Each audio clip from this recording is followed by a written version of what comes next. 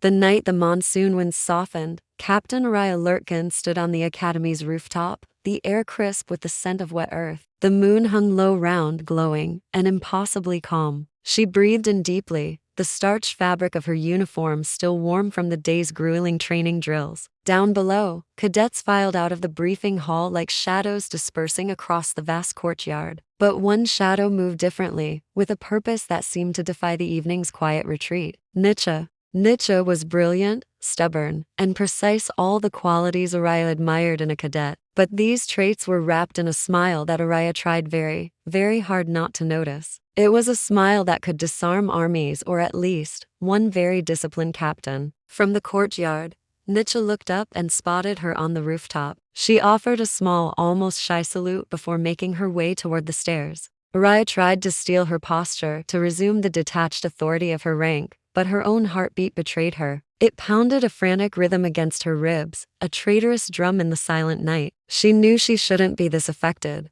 not by a subordinate, not by someone under her command. It was a violation of every rule she had built her life around. Yet Nicha had a gravity all her own, an orbit that pulled softly, quietly, until Araya could no longer pretend she wasn't drifting helplessly toward her. The soft thud of footsteps on the concrete stairs announced Nicha's arrival. She stepped onto the rooftop, and the gentle breeze caught her dark ponytail, lifting it for a moment like a banner. "You always hide up here when the day ends," Nicha said. Her voice was light, but her eyes were steady, holding a depth that always seemed to see right through Araya's carefully constructed defenses. "I don't hide," Araya replied, though the corner of her lips curved into a faint, involuntary smile. "Captains don't hide." Nicha walked closer until they stood side by side at the railing, their shoulders almost touching. The proximity sent a jolt of awareness through Araya. "Then what do you call staring at the moon alone every single night?" Nicha asked, her gaze following Araya's up to the silver orb in the sky. "Reflecting."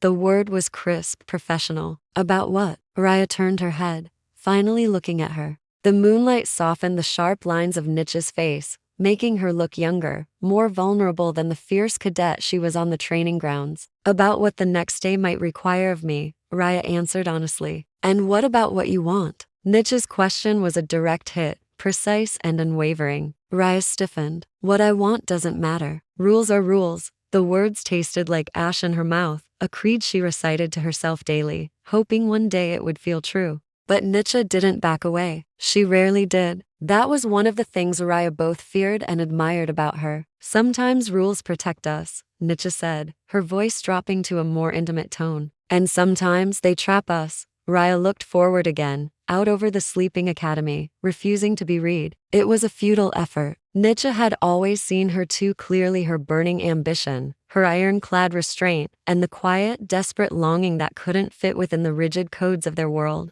Below them, the last of the courtyard lights flickered off, one by one, plunging them into a more profound darkness, leaving the moon as their only witness. "Captain," Nicha murmured, her voice softer now, almost a breath of sound. "I know you feel what I feel." Raya's breath hitched. Every instinct screamed at her to deny it, to put up the walls, to retreat back into the safety of her rank. But the truth pressed against her ribs like a living thing, a secret begging to be freed. She turned slowly, her entire world narrowing to the space between them, to the unwavering certainty in Nicha's gaze. "You don't understand," Araya whispered, the words weak. "If anyone found out, her career, her life, everything she had worked for would be gone." "I'm not asking you to risk your career," Nicha said gently, sensing her fear. "I'm only asking for honesty. With me, with yourself." A heavy silence stretched between them, thick with unspoken words and years of repressed feelings. Then, Nicha reached out. It wasn't a bold or reckless gesture, but a small, tentative one. Her fingertips brushed against the back of Araya's hand where it rested on the cold railing. It was the lightest contact imaginable, a barely there touch,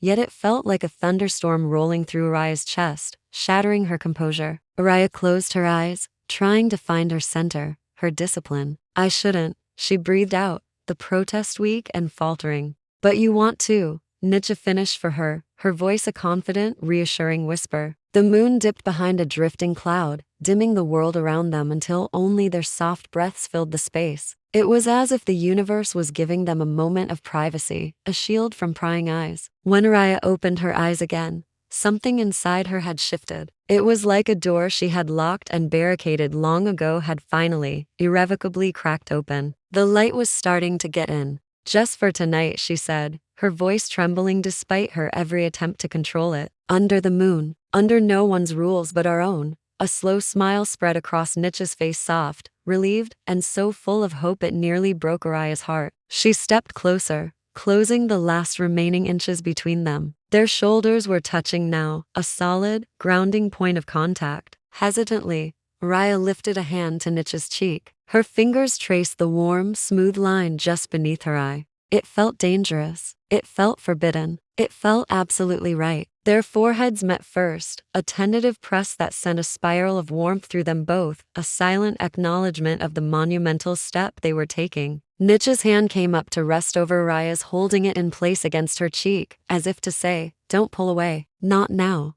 "Are you sure?" Nicha whispered, her own vulnerability showing for the first time. Araya swallowed, the lump in her throat hard to ignore. "I've been sure for a long, long time." And then slowly, gently, like a sacred vow whispered into the quiet of the night, Araya leaned in. Their lips met with a softness that made the world fall away. There was no urgency, no fear, just the simple, overwhelming truth they had denied for far too long. This wasn't a stolen kiss, but a shared moment of liberation. Nicha's hand slid up the front of Araya's stiff uniform, resting over her heartbeat, her touch both grounding and electrifying. Araya's thumb brushed against Nicha's skin as the kiss deepened just enough to linger, just enough to speak all the words they couldn't say aloud. When they finally pulled apart, the moon reappeared from behind the cloud, bathing them in its silvery, forgiving light. They stood there, breathless, their shared secret shimmering in the air between them. "What happens tomorrow?" Nicha asked, her voice laced with the inevitable return to reality.